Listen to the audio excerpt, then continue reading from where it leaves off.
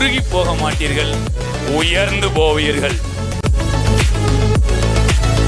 நீங்கள் நானும் மெழுகுவர்த்தி கிடையாது, நீங்கள் நானும் மெழுகு கிடையாது, நீங்கள் நானும் கழுகு.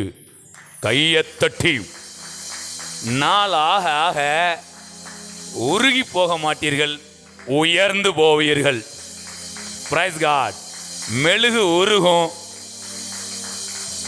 எப்போ உயருமா தெரியுமா? ரொம்ப நல்ல இடி மின்னலோடு கூட பெருங்காற்றடித்து மழை பெய்யும் போது அதை எதிர்த்து என்ன பண்ணுமா? உயருமா. Praise God. இதுதாங்க வித்தியாசம்.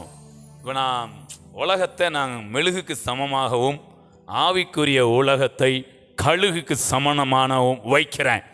Price God. வித்தியாசம் இருக்குதுல்ல? மனுஷ ஆவிக்கும் தேவ ஆவிக்கும் வித்தியாசம் இருக்கு. நிச்சயமா சொல்றேன், அவங்க பாதை உயர்ந்து கொண்டே இருக்கும். வாலிபர் இடறி விழுவார்கள், இளைஞர் சொல்லுங்க இளைப்படைந்து. இது நான் வாலிபரா பார்க்கல, சத்தியம் அறியாதவர்கள், இந்த சுவிசேஷத்தின் வெளிச்சம் தெரியாதவர்கள், அவங்களும் வாலிபர் இடறி விழுவார்கள், இளைஞர் இளைப்படைந்து. எப்போ இளைப்படைகிறாங்க தெரியுமா? ஓடுறாங்க பார்த்தீங்களா? ஓடிக்கிட்டே இருக்கும்போது அவங்க இளைப்படைகிறாங்க.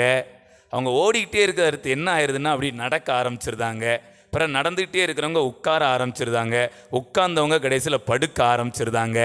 ஆனால் ஒரு வார்த்தையில் சொல்லணும்னா ஓடிக்கொண்டு இருந்தவர்கள் படுத்து விடுகிறார்கள். இங்கே ஆவிக்குரிய உலகத்தில் ஓடிக்கொண்டு இருக்கிறவங்க ஓட ஓட புது பலனை பெற்றுக்கொண்டு படுக்க மாட்டார்கள், பறப்பார்கள். கையை தட்டி உலகம் ஓடி ஓடி படுத்து விடுகிறது, ஆவிக்குரிய உலகம் ஓடி ஓடி பறந்து விடுகிறது.